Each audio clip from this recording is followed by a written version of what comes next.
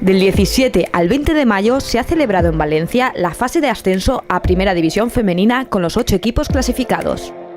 La competición contaba con la participación de 2 equipos valencianos. Por un lado, el Valencia Club de Hockey, que se enmarcaba en el grupo A, y el Club de Hockey Salok en el grupo B.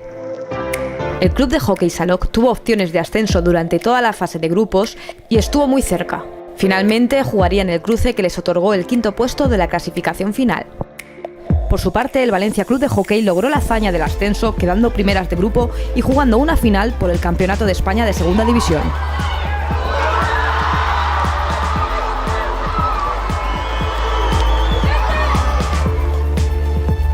El encuentro se lo acabaría llevando el Athletic de Tarrasa en una ajustada tanda de shootouts.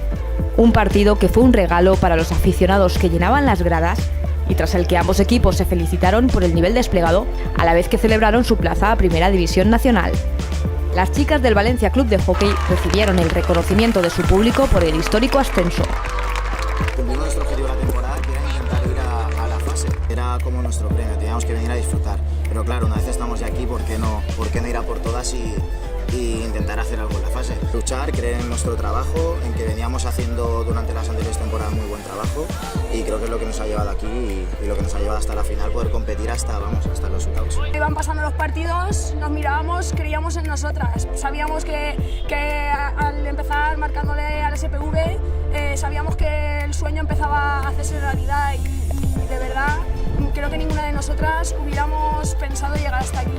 Pero una vez aquí, pues queríamos seguir soñando y hemos luchado hasta el final y la verdad que hemos disfrutado un montón y estamos muy contentas a pesar de quedar segundas.